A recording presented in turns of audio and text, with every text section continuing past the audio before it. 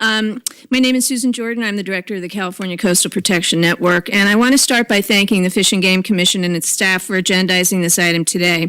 This is a critical moment for seawater desalination in California. Why? Because the Brookfield Poseidon Huntington Beach desalination plant is currently undergoing review before the State Lands Commission, the Regional Water Quality Control Board, and the California Coastal Commission. And this is the first time that the state's new Ocean Plan Amendment, which is the desal policy, since it was adopted in 2015 and finalized in 2016, will be applied to a large-scale mega desal plant that is proposed to extract 106 million gallons of seawater every day for the next half a century. You have to get your arms around that. For those of us who work on seawater desalination and are cognizant of the substantial adverse impacts it can inflict, we know that this project will set the precedent for all desalination proposals that come after, and there are several mega desal plants in the works right now, including West Basin in LA and Camp Pendleton down in San Diego. It's essential that these proposals are sized to demonstrate proven need and use the latest technology, including subsurface intakes, that will minimize impacts to marine life. The Commission's mission is to ensure the long-term sustainability of fish and wildlife in California. Consistent with this role in 2012, the Commission adopted the nation's first Marine Protected Areas Network in conjunction with several fishery management plans to help rebuild dramatically depleted fisheries populations to ensure that the natural diversity, marine ecosystems function, and marine natural heritage of the state were protected. Thus, it is a natural progression that the Commission would weigh in here to ensure that the Poseidon project receives a robust review under the state's new desalination policy, and that the Commission's knowledge of the marine resources that could be affected by its long-term operation, including the 9 MPAs that lie within 25 miles of the proposed facility, are protected and their critical functions are not impaired. And while one might think that everyone understands the importance of this effort, that would be an incorrect assumption to make. And let me give you an example. Earlier this year, I met with 2 paid consultants for the Brookfield Poseidon desalination project, along with 2 of my colleagues. One of the consultants tried to downplay the potential adverse impacts to marine life by describing the ocean off Huntington Beach as a desert. A desert. This was an appalling and unfounding assertion that I am sure has been made in other quarters, and it is a mindset that must be countered by voices like yours. P.S. I'd also like to remind everyone that the desert is filled with living things. To emphasize what is at stake, I would like to point you to the California Coastal Commission's letter to the State Lands Commission that describes more eloquently than I could what is going to occur here if the project is approved in its current form. Quote, Poseidon's proposed intake volume represents a significant reduction of the habitat numerous species rely on to support their productivity.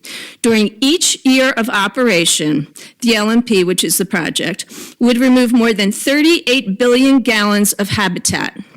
The Commission also notes that it is possible that of the roughly 100 million organisms Poseidon would entrain every year, that when it comes to a particular MPA, those entrained organisms may represent a relatively large proportion of the organisms exported from the MPA to support California's marine life ecosystems. Further, in terms of the Poseidon's Carlsbad plant, it is important for you to know that that plant does not comport to all of the requirements of the new desalination policy. Given that it was 80% constructed at the time the policy was adopted, it is the proverbial horse that got away before the farmer closed the barn door. That kind of exemption cannot be repeated in Huntington Beach. The stakes are too high.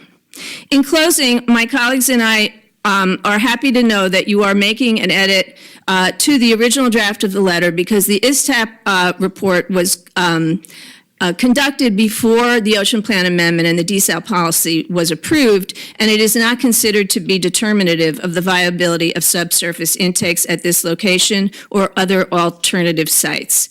The other point I would mention, I think my colleague from NRDC will mention it as well, we are urging the State Lands Commission to do a subsequent EIR. They are only doing a supplemental, and we believe that's a violation of CEQA.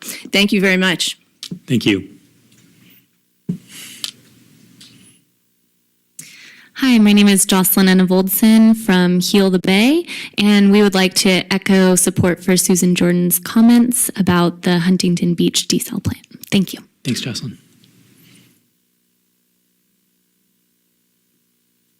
Hi, good afternoon, members of the Commission. My name is Elisabeth Murdoch, and I'm the Director of the Pacific Ocean Initiative at the Natural Resources Defense Council. I'm here today on behalf of our 2.4 million members and activists, over 400,000 of whom live in California. We really appreciate the Commission's commitment to protecting marine resources in the state and to upholding the strong management of California's globally significant network of marine protected areas. We also appreciate the Commission's efforts to ensure that desalination plants minimize their impacts on our vital MPA network, including the seawater desal plant proposed at Huntington Beach, both because of the proposed plant's impacts and, as Susan Jordan noted in her comments, because of the precedent that this plant will set for future desalination plants along the California coast. NRDC strongly believes that any seawater desalination facilities constructed in California must be designed in keeping with the state's Desalination Ocean Plan Amendment, which requires best available siting, design, technology, and mitigation. We are concerned that the proposed Brookfield Poseidon facility has not adequately considered alternative sites, has not adequately evaluated the potential impacts of its proposed facility on the marine environment, including MPAs, and will not employ subsurface intakes, which is the State Water Board's preferred technology to minimize marine impacts. We're additionally concerned that Brookfield Poseidon has not adequately demonstrated that other sites, scales, designs, and technologies, especially the subsurface intakes, are infeasible. The proposed open ocean intakes, even protected by screens, will impinge and entrain thousands of marine organisms and will have a much greater impact than the state's preferred subsurface intakes. The proposed facility is within 25 miles of 9 MPAs. We're concerned that Poseidon has not adequately evaluated impacts to these MPAs or, importantly, to the proper function of the MPA network, which was designed to facilitate biological exchange between individual MPAs. For these reasons, NRDC encourages the Fish and Game Commission to continue to urge its sister agencies to conduct a thorough environmental review of the proposed Brookfield Poseidon desal facility. In particular, we encourage the Commission to urge State Lands Commission to evaluate the entire Poseidon project in full under CEQA through a subsequent EIR, and to evaluate precautionary design, siting, and technology alternatives for the proposed Poseidon facility. Second, we urge the State Lands Commission to ensure that the proponent comply fully with the state's Desalination Ocean Plan Amendment. And finally, that the Commission continue to advocate to uphold strong protections for California's globally significant MPA network into the future. Thank you very much for your time and consideration. Thanks, Elizabeth. Thank you, President Sklar. Commissioners, Jeff Shester from Oceana. Just wanted to briefly state that we believe desalination can have severe impacts to marine life, both in terms of the outflow and the persistent brine pools that can occur, as well as the intake and the effects on larvae. We encourage the Commission to use and exercise its full authority to weigh in on this issue because these actions related to desalination do directly affect marine life. They are related to the Commission's goals on the MLPA, and this is really an important opportunity to address non-fishing impacts on important fishery resources and the marine environment off the Southern California coast. So we urge you to weigh in and use your authority. Thank you very much. Thank you, Jeff. Good afternoon, Jennifer Fearing on behalf of Defenders of Wildlife and our 140,000 members and supporters in California. We work toward protection of wildlife ecosystems and landscapes while supporting a clean, reliable, economical, and environmentally sustainable water supply system for California. Achieving a sustainable water future is critical for California, for our economy, our communities, and the environment. And achieving this future and how we achieve it is critical for protecting California's internationally treasured wildlife, landscapes, coastal areas, and waters.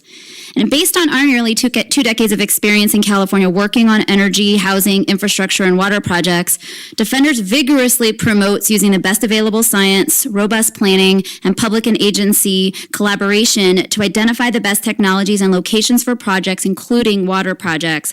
A comprehensive, smart from the start approach is intended to ensure that projects, if technologically and economically viable, are located in the right places to avoid environmental impacts first, before looking at ways to minimize or mitigate those impacts.